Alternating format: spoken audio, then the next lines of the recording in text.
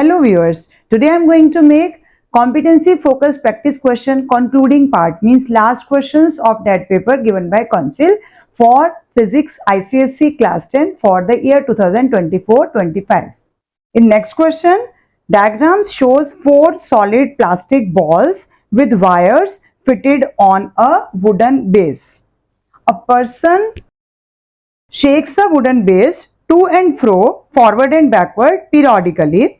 It is observed that even the balls start vibrating. जब हम base को हिला रहे हैं तो balls भी vibrate हो रही हैं. It is also observed that all balls vibrate, but only one ball vibrates vigorously. सबकी तो frequency match नहीं करेगी. तो explain why only one ball vibrates vigorously. तेजी से क्यों एक ball हिलेगी? Because frequency of vibration of wooden base is equal to the natural frequency of only one wire. जिस एक से natural frequency मैच करेगी उस केस के मतलब जिसके वुडन बेस की फ्री जो आ रही है वाइब्रेशन उसके साथ मैच करेगी फ्रीक्वेंसी, और जो हमारे पास अब आ रही है फोर्स वाली तो नेचुरल फ्रीक्वेंसी जो एक वायर की मैच कर जाएगी उस केस में हमारे पास रेजोनेंस हो जाएगी. If FA, FB, FC, FD are the natural frequency of the vibrations of wires, then arrange them in the increasing order of their frequency and give reason.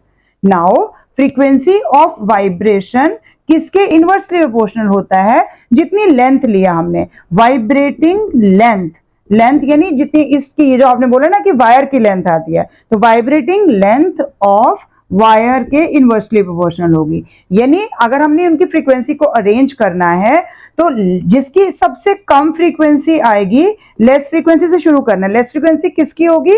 जिसकी length जो होगी वो ज्यादा होगी. तो मोर लेंथ इनमें से किसकी है? डी की है. इसकी फ्रीक्वेंसी सबसे कम हो जाएगी, तो फ्रीक्वेंसी ऑफ डी जो होगी वो सबसे कम होगी. इससे मोर लेंथ इसकी है तो इससे कम लेंथ किसकी हो जाएगी? ए की, यानी एफ ए आ गया. उसके बाद इससे किसकी है? सी की. अब एफ सी आ गया और लास्ट में क्या आ जाएगा? F B. तो एफ बी की फ्रीक्वेंसी क्या हो गई? सबसे ज्यादा हो गई. एफ बी की फ्रीक्वेंसी सबसे ज्यादा है तो मोर फ्रीक्वेंसी है. क्यों? क्योंकि इसकी लेस लेंथ है. लेस लेंथ है, यहां पर मोर लेंथ हमने स्टार्ट किया तो फ्रीक्वेंसीज बढ़ती जा रही हैं. तो हमने इंक्रीजिंग ऑर्डर में लगाना है. सबसे लीस्ट है और सबसे मोर हो जाएगी, यानी मैक्सिमम हो जाएगी एफ बी की frequency. In question number 85, the diagram shows a glass prism of critical angle 42 degree. Redraw the diagram and complete the path of light ray PQ till it emerges out of the prism. तो हमें बाकी के angles बनाने हैं और diagram को redraw करना है. तो रीड्रॉ करने के लिए आपको पता है कि 90 डिग्री से आ रही है. कोई भी लाइट रे जब इंसिडेंट करती है नॉर्मली तो इट गोज अनडेविएटेड, यानी यहां से यहां तक अनडेविएटेड जाएगी, कोई डेविएशन नहीं होगी, बिल्कुल स्ट्रेट आगे चले जाएगी. यहां जाएगी तो इस सरफेस पे स्ट्राइक करेगी. जब ए बी सरफेस पे स्ट्राइक करेगी तो यहाँ 90 के अलावा दूसरा एंगल बन रहा है 48, यानी कि यहाँ पर ये एंगल ऑफ इंसिडेंस कितना बनाएगी इस सरफेस के लिए? वो होगा 48 डिग्री का. 48 डिग्री बनाया है, यानी कि क्रिटिकल एंगल से बड़ा है. हमारा क्रिटिकल एंगल क्वेश्चन में 42 गिवन है तो 48 है, इट मींस TIR होगी. तो फर्स्ट सरफेस से तो नॉर्मली आ गई, यानी कि विदाउट डेविएशन. अब यहाँ से TIR होगी. जब TIR होगी तो यहाँ से ये जाएगी और यहाँ भी कितना एंगल बनेगा? क्योंकि I और R बराबर होते हैं टोटल इंटरनल रिफ्लेक्शन के केस में, तो ये 48 हो जाएगा. अब अगर यहाँ 48 हुआ तो ये टोटल पूरा एंगल कितना है? 90, यानी कि ये टोटल एंगल कितना, नॉर्मल कितना एंगल बनाता है? 90, यानी यहाँ ये 48 हो गया. तो ये जो रिमेनिंग एंगल यहाँ पर हमारे पास बच रहा है, चाहे तो आप इसको कोई नाम भी दे सकते हैं, ये एंगल आ जाएगा 42 डिग्री. अब इसी छोटे से ट्राइंगल को देखने की कोशिश करते हैं. लेट इट बी एन ले लेते हैं हम इसको, तो बी एन और यहाँ पर भी हम एम ले लेते हैं. तो बी एन एम ट्राइंगल के अंदर देखने की कोशिश कीजिए. यहाँ पर ये 90 डिग्री का एंगल है. दिस एंगल इज 42 जो अभी हमने कैलकुलेट किया. तो अब ये कितना आ जाएगा? एंगल सम प्रॉपर्टी से ये 90 है, ये 42, तो ये कितना आ गया? 48. इट मींस ये एंगल हमारे पास आ गया 48. अब हम आएंगे नॉर्मल के साथ, क्योंकि एंगल हम किसको कंसीडर करते हैं? जो इनकमिंग रेज हमारा नॉर्मल के साथ बनाती है. तो इफ दिस इज 48 तो नॉर्मल के साथ कितना बनेगा? 90 माइनस 48, यानी कितना हो गया? 42. यानी इस पॉइंट पे जो एंगल बना रही है ये हो गया 42, यानी यहां पर भी हमारा एंगल ऑफ इंसिडेंस हो गया 42. अब 42 क्या है? हमारा क्रिटिकल एंगल. जब क्रिटिकल एंगल 42 होगा तो लाइट रे सरफेस पे ही रह जाएगी, तो ये सरफेस पे ही स्ट्रेट चले जाएगी आगे. तो इस तरह से आपका ये डायग्राम कंप्लीट होने वाला है. तो रीड्रॉ हमने कर दिया, कंप्लीट पाथ हमने बना दिया. दोबारा से देखिए QP रे आ रही है, स्टार्टिंग में नॉर्मली आ रही है तो इंसिडेंट होगी नॉर्मली, तो विदाउट डेविएशन स्ट्रेट चले जाएगी। दूसरी सरफेस से स्ट्राइक करेगी तो यहाँ पर जो एंगल बन रहा होता है, यहाँ एंगल ऑफ प्रिज्म 48 दिया है, तो यही एंगल 48 यहाँ पर बनेगा। जब 48 बनेगा तो 48 42 से ग्रेटर हो जाएगा, यानी angle of incidence critical angle से बड़ा हो जाएगा, यानी TIR विल ऑकर। तो TIR होगा तो ये भी 48 बनाती हुई लाइट रे आगे चली जाएगी।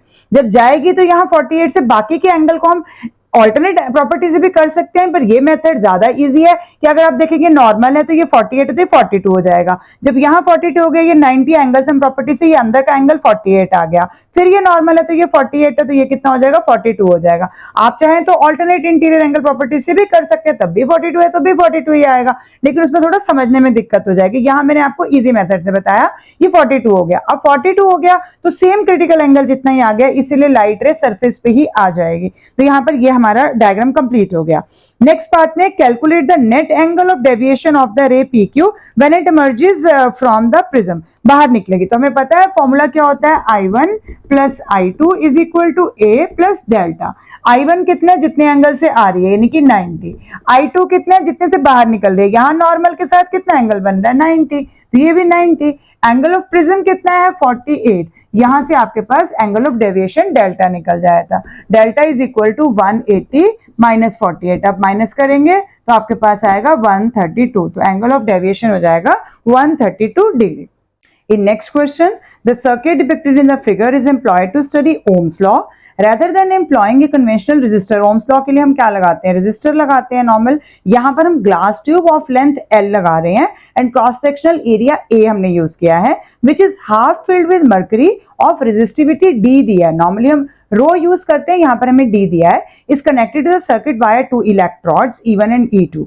These electrodes are linked to a battery with an EMF of E and negligible internal resistance R. उसने बोला इग्नोर कर दो, negligible है। Provide the answer in term of A, L, D and E.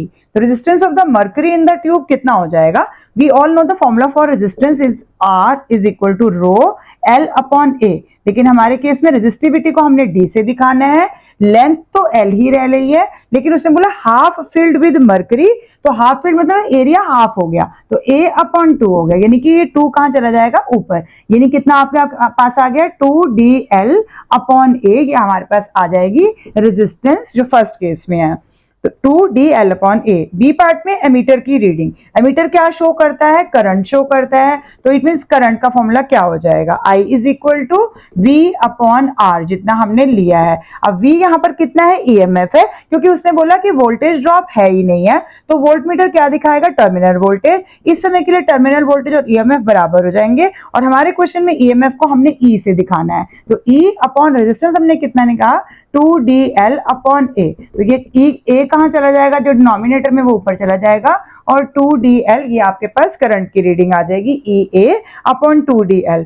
Voltmeter की reading क्या हो जाएगी, voltmeter की रीडिंग पूरी यही है, तो जो हमें E से दिखाया है तो हम E को ही लेंगे, क्योंकि हमें बता तो दिया कि वोल्टेज ड्रॉप नहीं है, तो E ही रहेगा हमारे पास आंसर, यानी EMF ही वोल्टमीटर की टर्मिनल वोल्टेज की रीडिंग और EMF की रीडिंग सेम रहेगी, क्योंकि वोल्टेज ड्रॉप पोटेंशियल ड्रॉप है ही नहीं है। Which of the measurements are altered when the tube is entirely filled with mercury? हमने यहाँ पर एरिया हाफ किया था, अगर एरिया हाफ नहीं किया, हमने पूरा एरिया रहने दिया, तो इससे किस पे फर्क पड़ जाएगा, हमारे पास रेजिस्टेंस पे फर्क पड़ जाएगा, यानी कि रेजिस्टेंस जो है वो चेंज हो जाएगी। And when ever resistance change in A circuit, तो इंपैक्ट किस पे आता है, करंट चेंज हो जाएगा, तो करंट चेंज होगा तो इससे किसकी रीडिंग चेंज हो जाएगी, एमीटर की रीडिंग चेंज हो जाएगी। तो आप क्या लिखेंगे, एमीटर की रीडिंग में चेंज आ जाएगा। In next question, two students are conducting experiments with identical 100 gram mass simple pendulum. तो 100 ग्राम का मास दिया हुआ है, मास इज गिवन एज 100 ग्राम, हमें उसको 1000 से डिवाइड करना है ताकि वो केजी में कन्वर्ट हो जाएगा। तो हम अगर करेंगे तो कितना आ जाएगा आपके पास, 1 अपॉन 10 केजी की हमारे पास मास आ गया। Each raising the bob 5 metre above the mean position, यानी हमने उठाया हुआ मीन पोजीशन से, यानी कि h जो है वो हमारे पास आ गया 5 metre. The graph depicting the relationship between distance from the mean position, इस तरफ हम डिस्टेंस ले रहे हैं, ये है distance from the mean position, दोनों तरफ दिखाया हमने, मीन बीच में दिखा दी और इधर ये डिस्टेंस है। And velocities is represented in the diagram, और वेलोसिटी हमने इस तरफ के मीटर पर सेकंड में, तो इधर हमारे पास वेलोसिटी आ रही है, तो ये हमारे पास वाई एक्सिस पे वेलोसिटी है दोनों ही केसेस में, और नीचे हमारे पास मीन और एक्सट्रीम पोजीशंस गिवन है। Demonstrate using mathematical calculation that the path followed by student 1 is devoid of friction, यानी कि पहले स्टूडेंट ने जो वैल्यू कैलकुलेट किया, जो डाटा कैलकुलेट किया है, उसके हिसाब से कोई फ्रिक्शन हो ही नहीं रही है। तो हम पहले कैलकुलेट करके देखते हैं कि कितनी पोटेंशियल एनर्जी आ रही है। तो potential energy is equal to m g h. M कितना है 1/10, 10 हमने जी को ले लिया और एच हमारे पास 5 है, यानी कितना आ गया आपके पास 5 joule.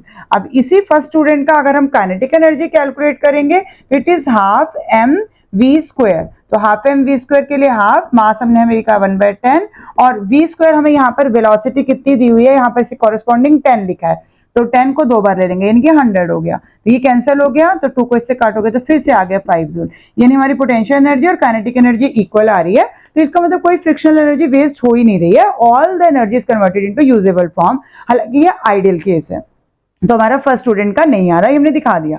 In B part, does the situation involving student 2 exhibit a breach of the law of conservation of energy? तो क्या इस केस में कुछ वायोलेट हो रहा है?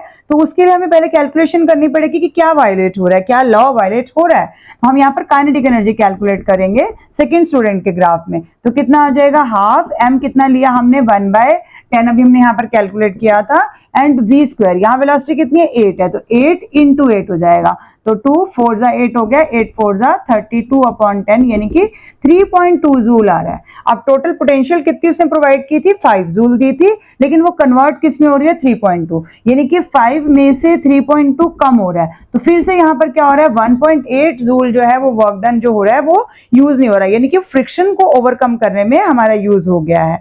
तो अब वो पूछ रहे क्या this is law of conservation energy का वायोलेशन हो रहा है, तो हम कहेंगे नहीं, क्योंकि रिड्यूस तो हो ही सकता है। ऐसा एक क्वेश्चन हमने इंप्रूवमेंट पेपर में भी सॉल्व किया था जो इस साल का फिजिक्स का आया था। तो हम क्या लिखेंगे, no case will violate law of conservation of energy, क्योंकि इसमें एज इट इज रहा जो कि आइडियल केस है, और इसमें थोड़ा सा रिड्यूस हुआ है क्योंकि जो फ्रिक्शनल में कन्वर्ट हुआ है इस वजह से थोड़ा सा डिक्रीज हो गया है, बस वायोलेशन नहीं है।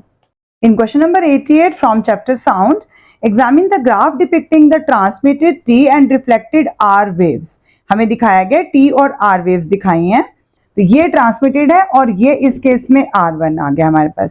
इस तरह से यहाँ पर ये ट्रांसमिटेड है और वो वाली रिसीव हो रही है। तो ट्रांसमीटर आपने पढ़ा तो हुआ है, इस बार उन्होंने आपको दिखाने की भी कोशिश की है।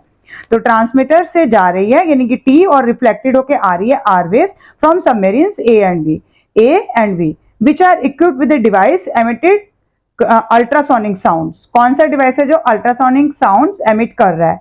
Study the graph and answer the following. Speed of sound in water 1500 metre per second given है। Name the device used here, ये आपको पता ही है कौन सी डिवाइस यूज करते हैं हम, sonar, sound, navigation and ranging device, तो ये आ जाएगा। Next, why is ultrasonic sound used in this device, because it has high energy content, it is unidirectional, तो ऐसा कोई भी रीजन आप इसमें दे सकते हैं। Next, which submarine is closer to be, अब कौन सी पास में है, तो उसके लिए हमें देखना पड़ेगा कितने टाइम बाद हमारे पास वापस आ रही है। यहां से देखिए 10 पे गई है और 40 पे आई है, यानी टोटल यहाँ पर टाइम कितना लग रहा है हमारे पास, 30 सेकेंड्स का टाइम लग रहा है रिफ्लेक्टेड साउंड को वापस आने में। यहाँ 30 पे गई है और 50 पे वापस आ गई है, यानी कितना टाइम लग रहा है हमारे को, 20 सेकेंड्स का टाइम लग रहा है। तो जिसमें कम टाइम लग रहा है वो वाली सबमरीन हमारे ज्यादा पास है, जाने और आने का टाइम अगर कम लग रहा है तो वो ज्यादा पास है, तो ये 20 सेकेंड्स लग रहा है इस वाले केस में, क्योंकि हम इधर क्या दिखा रहे हैं, टाइम है, और इस तरफ जो है वो हमारे पास डिस्प्लेसमेंट है। तो टाइम किस में लग रहा है, इसमें 30, इसमें 20, तो इट मींस हम क्या कहेंगे, submarine B is closer. Now calculate the distance of the closest submarine, तो कितना डिस्टेंस है। नाउ डिस्टेंस का formula you all know, it is equal to VT/2। V हमें क्वेश्चन में 1500 गिवन है वाटर के अंदर की स्पीड, इंटू T टाइम इसने कितना लिया है, इसके केस में 20 और नीचे आ जाएगा 2, तो कितना आ गया 10, यानी कि 15 और ये 3 जीरोस 15,000, और क्योंकि हमने ये डिस्टेंस निकाला है तो ये किस में हो जाएगा, मीटर में। अगर आप चाहो तो इसको किलोमीटर में भी कन्वर्ट कर सकते हो, क्योंकि 3 ही जीरो है तो 15 किलोमीटर भी वी कैन ऑल्सो राइट, पर मीटर में भी आप छोड़ सकते हो क्योंकि ऐसा यूनिट तो हमारे पास मीटर ही होता है। इन question number 89, in the above circuit diagram calculate the power consumed in the circuit when the switch S1 is closed। if switch S1 is closed तो करंट यहां से आएगा और ये अगर क्लोज है तो यहाँ से पूरा करंट का पाथ बन रहा है, यहाँ से जाके यहाँ से वापस आ जाएगा। इट मीन्स ये दोनों क्या होंगे, हमारे पास पैरेलल में आ जाएंगे। तो पैरेलल रेजिस्टेंस कितनी हो जाएगी, 1/RP is equal to 1/20 plus 1/60। आप एलसीएम लेंगे तो कितना हो जाएगा, 20 और 60 का एलसीएम 60 ही हो गया, 20 है तो 3 आ गया, 60 है तो 1 आ गया। इट मीन्स 4/60 यानी कि 1/15, यानी कि पैरेलल रेजिस्टेंस आ गया आपके पास 15 ओम। अब हमें कैलकुलेट क्या करना है, calculate the power consumed in the circuit. तो power is equal to V square upon R आ जाएगा। अब V स्क्वायर की वैल्यू में क्वेश्चन में गिवन है 5 वोल्ट, तो 5 का कितना हो गया, 5 इंटू 5 अपॉन R हमने अभी 15 निकाला है, तो 5 3 15 मीन्स 5/3 आ गया। 5/3 को कैलकुलेट करेंगे तो 1.20 मीन्स 186667, यानी कि 1.67 हम उसका अप्रोक्सीमेटली ले लेंगे। तो पावर इतने वॉट हमारे पास कंज्यूम हो रही है when these two resistances are in parallel if this S1 is closed and S2 is open. Now in second part the switch S2 is closed. अब हमने इस स्विच S2 को क्लोज कर दिया है and switch S1 is open. अगर S1 open है तो यहां से ओपन है, तो करंट यहां से जाएगा, इट मीन्स 20, और 20 वाले पाथ से ये वापस आ जाएगा। इट मीन्स हमारे पास यहाँ पर सीरीज रेजिस्टेंस कितनी आ जाएगी, 20 ओम की। इट मीन्स अगर हम पावर कैलकुलेट करेंगे तो कितना आ गया, power is equal to V square upon R, V is 5 into 5 upon 20, तो 5 4 20, इट मीन्स 5/4, 5/4 मीन्स 1.25 वॉट आपके पास पावर कंज्यूम्ड हो जाएगी। बट इसकी इंटरप्रिटेशन कुछ इस तरह से भी हम ले सकते हैं कि अगर S2 क्लोज है, स्विच S1 ओपन है, इसने बोला S2 क्लोज है, अगर S2 क्लोज है तो अगर आप यहां से ध्यान से देखेंगे तो करंट यहां से जा रहा है, करंट को यहां जाने का रास्ता मिल रहा है, 20 ओम से जा रहा है, 20 ओम से जाने के बाद ये यहां से भी जा रहा है, यहां से जाने के बाद जब ये करंट ऊपर जाएगा, क्योंकि यहां तो ये इधर नहीं जा सकता, यहां से ये डायरेक्टली ऊपर भी जा सकता है, ऊपर जाकर अगर ये इस तरफ से अपना पाथ कंप्लीट करना चाहेगा, क्योंकि ये पाथ तो कंप्लीट है, ये सर्किट उसने बोला कंप्लीट कर दे, तो इट मीन इसको पूरा पाथ मिल रहा है, लेकिन यहां पर आने के बाद आप देखोगे ये शॉर्ट हो जाएगा। तो यहां आने के बाद अगर यहां और यहां ये शॉर्ट हो गया, क्योंकि ये बीच में उन्होंने वायर जोड़ दी, तो अगर हम यहाँ शॉर्ट कर देंगे तो भी हमारा ये वाला पाथ है या नहीं है बराबर हो जाएगा, इसलिए 20 ओम का ही हमने रेजिस्टर लिया है। अगर हम इस तरफ से पाथ को लेके जाने की कोशिश करते, अगर ये चीज नहीं होती बीच में तो हम ले सकते थे, बट अब ये भी है तो इस वजह से शॉर्ट हो रहा है, इस वजह से हम यहाँ से इसको 60 को इग्नोर कर देंगे, सिर्फ 20 पे लेंगे, तो पावर कंजम्पशन पे हमारे पास डिफरेंट वैल्यूज आ जाएंगे।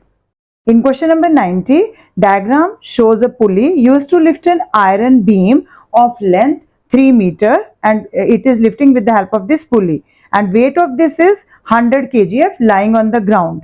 Calculate the minimum effort needed to just lift the beam off the ground. मतलब बीम को उठाने के लिए, जस्ट उठाने के लिए हमें कितना करना है, और assumption दी है no loss of energy।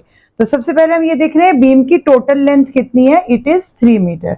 Beam की टोटल लेंथ 3 मीटर है, और हम कहां से लगा रहे हैं, एफर्ट हम कहां से लगाएंगे, कॉर्नर पॉइंट से लगा रहे हैं, क्योंकि हुक के साथ यही पॉइंट कनेक्ट करा है, तो ये पॉइंट हमारा ऐसे जा रहा है। इट मीन्स ये हमारा क्या हो जाएगा, एंटी क्लॉकवाइज मूवमेंट हो गया। तो एंटी क्लॉकवाइज मूवमेंट यहाँ है। अब उसका जो वेट दिया है, यानी कि 100 kg जो फोर्स अप्लाई हो रहा है वो कहाँ होगा, सेंटर ऑफ ग्रेविटी पे। तो यहाँ पर आ गया आपके पास 100 kgf का वेट। अब यहाँ फलक्रम है, ये फिक्स पॉइंट फलक्रम हमारा इस तरफ आ रहा है, और फलक्रम हमारा यहाँ से 0 लेते हैं तो यहाँ से यहाँ तक कितना हो जाएगा, centre point. Centre of gravity means 1.5 metre, तो 1.5 मीटर पे ये सेंटर ऑफ ग्रेविटी है। टोटल रोड की लेंथ 3 मीटर है, 100 kgf सेंटर पे अप्लाई हो रहा है, और यहाँ से हम एफर्ट लगा रहे हैं जो कि इस रॉड के लिए लोड है। तो अब हमारे पास क्या बन रहा है, ये एंटी क्लॉकवाइज है, और ये क्या हो जाएगा, अगर हम इसको लगाएंगे तो ये क्या हो जाएगा, क्लॉकवाइज मूवमेंट हो जाएगा। तो according to principle of movement के हिसाब से एंटी क्लॉकवाइज मूवमेंट हमारे पास जितना भी आएगा is equal to clockwise movement. तो क्लॉकवाइज मूवमेंट अब कितना है, एंटी क्लॉकवाइज कितना बन रहा है, अगर हम यहां से देखेंगे तो ये कितना है, 3 है, इंटू इसको हम फोर्स एज्यूम F कर लेते हैं, या X कर सकते हैं आप, इंटू यहाँ इज इक्वल टू कितना हो जाएगा, क्लॉकवाइज मूवमेंट के लिए कितना है, 100 का F है, और यहाँ पर D कितना हो गया, सेंटर हो गया, मतलब उसका हाफ हो गया 1.5। तो यहाँ से F कितना निकल जाएगा, 100 into 1.5 divided by 3, decimal cancel, 2 आ जाएगा, 50 आ गया, यानी कि 50 जो यूनिट लिया वही लेना है। तो 50 kgf का यहाँ पर हमारे पास फोर्स लग रहा है जिससे इसको उठाया जा रहा है।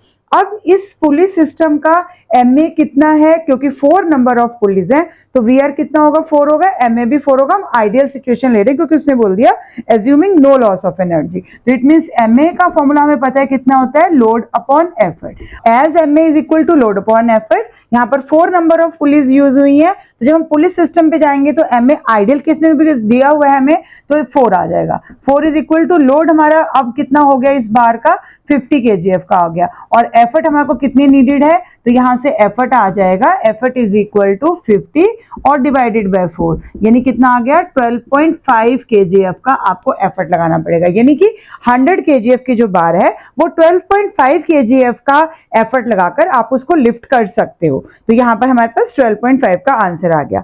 इन next point, when the beam is being lifted from the ground, जब हम इस बीम को उठा रहे थे with the other end touching the ground, अभी तक दूसरा एंड उसका ग्राउंड पे ही है, state with the reason whether the effort needed keeps on increasing, decreasing और रिमेन कांस्टेंट। क्या आपके एफर्ट लगाने में कुछ चेंज आएगा जब तक रॉड इसको टच कर रही है, ग्राउंड को टच कर रही है। तो आप ये देखिए उसका एफर्ट आर्म और लोड आर्म तो सेम ही रह रहा है, तो ratio of effort arm to load arm remains the same. इसीलिए हमारे को, क्योंकि वैसे भी जब आप कोई मशीन डिजाइन करते हो तो जो उसका वेलोसिटी रेशियो होता है वो फिक्स होता है, तो एफर्ट आर्म या लोड आर्म में कोई चेंज नहीं आ रहा, वो फिक्स है, इसीलिए आपका एफर्ट नीडेड सेम रहेगा जब तक वो ग्राउंड पे है। हाँ, अब जब वो ग्राउंड से लिफ्ट हो जाएगा तो उसमें चेंज जरूर आ जाएगा। तो इस क्वेश्चन की इंटरप्रिटेशन आपको कौंसिल ने ऑलरेडी जो हिंट आंसर की दी हुई है उसके अंदर भी इसी तरह से दिया है कि when the beam is lifted it is a lever in the beginning, शुरू में वो लीवर की तरह बिहेव करेगा, तो हमने उसको लीवर के फॉर्मूला से इतना ऐसे आराम से सॉल्व कर लिया। उसके बाद इन the beginning till it's other and is touching the ground vertically below the पुली, जब तक उसका ग्राउंड पुली का नीचे टच कर रहा है ग्राउंड को, तो ग्राउंड भी तो हेल्प कर रहा है ना उसकी। हाँ, जब उसको हम पूरा ही ऊपर लिफ्ट कर देंगे तब उसका आंसर चेंज हो जाएगा, but it is beyond the scope of class 10। Next is, you are doing an experiment on the refraction of light in your physics laboratory. ABCD is a rectangular block. A ray of light is incident obliquely on the surface AB. तो ABCD आपके पास rectangular block है, हम इसका यही वाला plane दिखाएंगे और AB पर रे आ रही है, obliquely means making an angle आ रही है यहाँ पे, तो नॉर्मल के साथ एंगल ऑफ इंसिडेंस बना रही है और इंसिडेंट रे को एरो लगाना है, ये नॉर्मल आ गया। When it enters from rare, rare means air, to denser medium glass में एंटर होगी, it will bend towards the normal, तो टुवर्ड्स द नॉर्मल बेंड हो जाएगी, यानी ये एंगल इससे आई से छोटा आ जाएगा, आएगा angle of reflection on first surface. When it strike again on the second surface, this is ABCD, तो जब CD सरफेस पे आएगा तो यहाँ पर ये इसका एंगल ऑफ इंसिडेंस हो गया, हालांकि ये है तो रिफ्लेक्शन ही है लेकिन अंदर से ये रहेगा। अब बाहर जब जाएगा तो it is going from denser to rare medium, it will bend away from the normal, और यहां से जो आपकी ये रे आ रही है और ये दोनों रेज जो है वो पैरेलल आएंगी, आप स्केल से करेक्टली बनाएंगे, और ये लेटरल डिस्प्लेसमेंट आपने जरूर शो करना है, which is the perpendicular distance between this emergent ray and incident ray produced forward, तो ये डिस्टेंस आपने जरूर शो करना है। Draw the path of ray of light, जो हमने कर दिया। Also show how it emerges from the block, बाहर आ रही है, हाँ इसको बस थोड़ा सा पैरेलल दिखाने की कोशिश करनी, क्योंकि ग्लास स्लैब पैरेलल होता है तो यहाँ ये चीजें पैरेलल होनी चाहिए, तो ये आपका डिस्टेंस आप इस तरह से पूरा शो करेंगे और पैरेलल दिखाएंगे एमर्जेंट रे को, और एंगल को भी एंगल ऑफ इमरजेंस को ई से दिखाएंगे। अब उसने नेक्स्ट में बोला शो द लेटरल डिस्प्लेसमेंट, ये हमने दिखा दी। Which two pairs of angle remain the same during the experiment, तो सेम कौन से रह रहे हैं, आपको पता है पैरेलल, ये दोनों साइड्स पैरेलल हैं, तो ये दोनों लाइंस क्या हो जाएंगी, angle I is equal to angle E, यानी एंगल ऑफ इंसिडेंस और एंगल ऑफ इमरजेंस इक्वल हो जाएगा, और दूसरा आपके पास क्या आ जाएगा, angle of refraction of first surface, यानी कि यहाँ जो R है और इसको R डैश ले लेते हैं, तो R और R डैश जो यहाँ पर इसका एंगल ऑफ इंसिडेंस बन रहा ऑन द सेकंड सरफेस, तो फर्स्ट सरफेस का एंगल ऑफ रिफ्रैक्शन और सेकंड सरफेस का एंगल ऑफ इंसिडेंस जो है वो दोनों सेम आ जाएंगे, तो ये दोनों हमारे पास पेयर आ रहे हैं जो कि पैरेलल होने की वजह से सेम आएंगे। थर्ड में बोले थे same experiment is performed first with red and then with blue light, तो R भी लिया और ब्लू भी लिया हमने।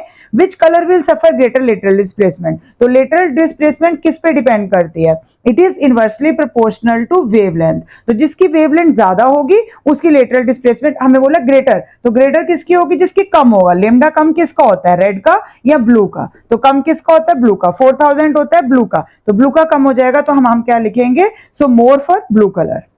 इन next part an element ZPA, आपके पास जेड पी ए एक एलिमेंट दिया गया है, एमिट्स एन अल्फा पार्टिकल, इसमें से अल्फा पार्टिकल एमिट हो रहा है। तो जब अल्फा पार्टिकल एमिट होगा तो क्या लिखते हैं हम उसके लिए 2He4 ये एमिट हो रहा है। तो इसके बाद कोई भी इसका आप डॉटर न्यूक्लियस का कोई भी और सिंबल ले सकते हैं। पी और क्यू उसने क्वेश्चन में दे दिए तो हम वो नहीं ले सकते हैं, तो आप बाकी कोई भी ले लीजिए, हमने आर ले लिया।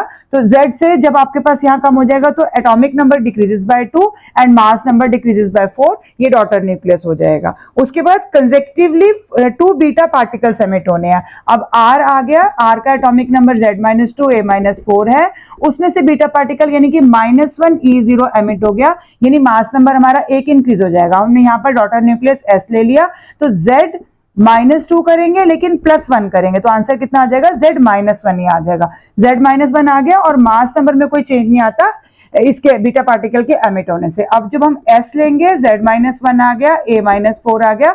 अब जो निकल रहा है बाहर उसको इन्होंने नाम दिया है Q से, तो अब जो पार्टिकल एमिट हो रहा है उसको हमने डॉटर न्यूक्लियस को Q कहना है। तो इसमें भी क्या हो जाएगा, एक और बीटा पार्टिकल एमिट हो रहा है, यानी मास नंबर अभी Z-1 है, एक और बार इंक्रीज हो जाएगा, तो यहाँ पर ये फिर से Z आ गया, यानी एटॉमिक नंबर Z आ गया और mass number remain same A-4 रहा। तो ये तो आपको कैलकुलेशन के लिए दिखाया, अदरवाइज ये आपके डॉटर न्यूक्लियस हो गए। तो आपके पास इनिशियली क्या दिया था, जो फर्स्ट एलिमेंट दिया हुआ है आपके पास वो आपको P की फॉर्म में दिया हुआ है, तो PZA आपके पास पेरेंट था और लास्ट में जो Q आया है उसमें भी Z है और A-4 है।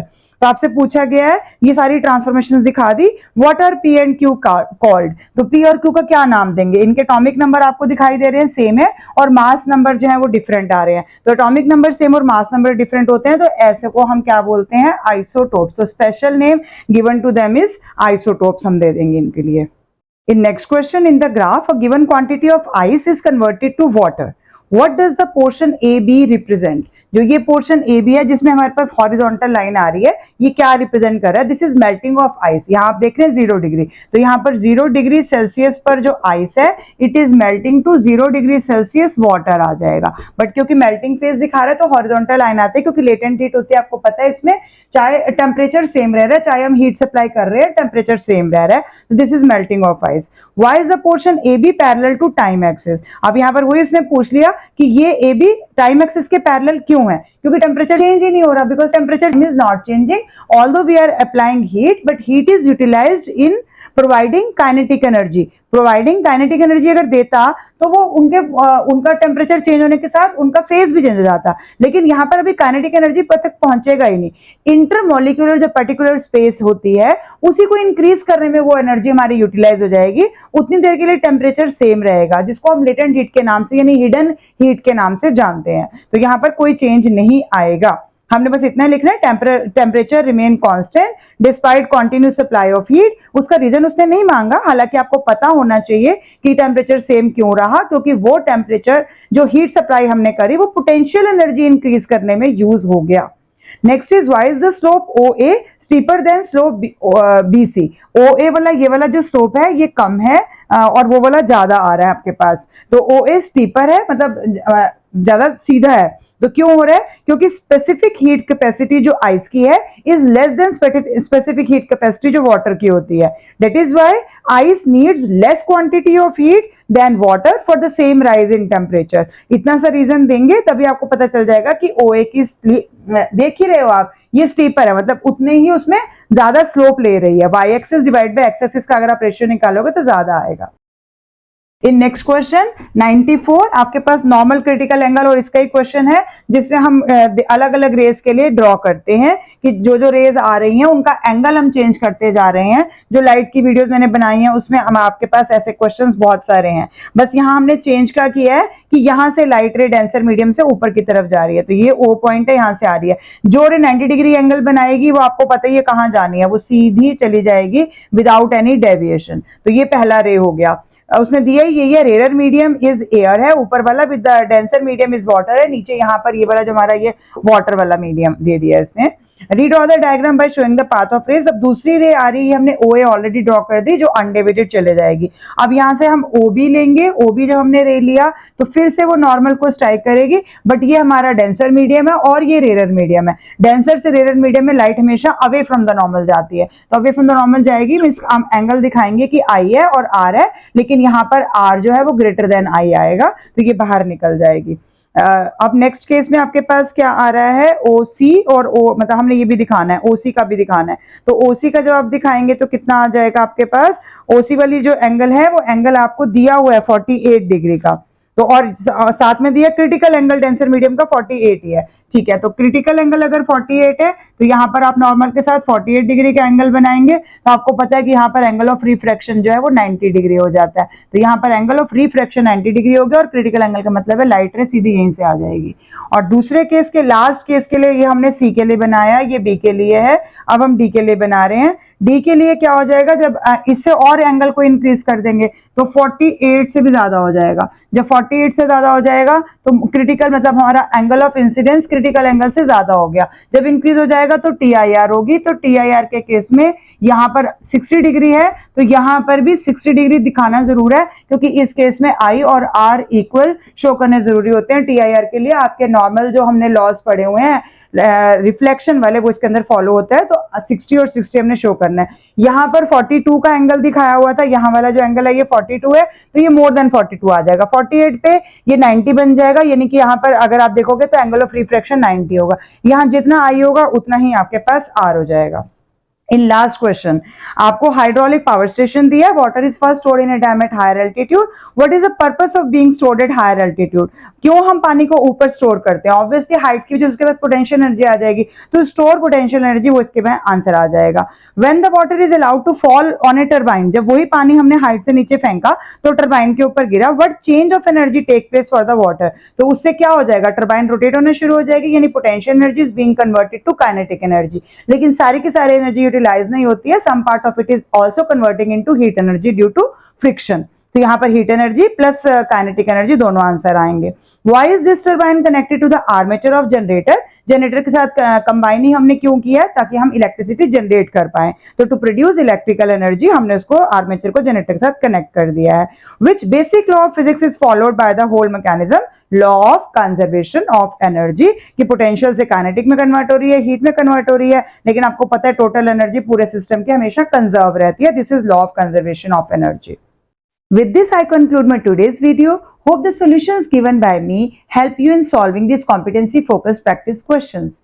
Thank you for watching till the end. Keep watching, sharing, and subscribe to my channel. And please don't forget to press the bell icon ताकि मैं जो भी competency-focused और subject के questions solve करूँगी उसमें भी मैं आपकी help कर पाऊँ. Thank you.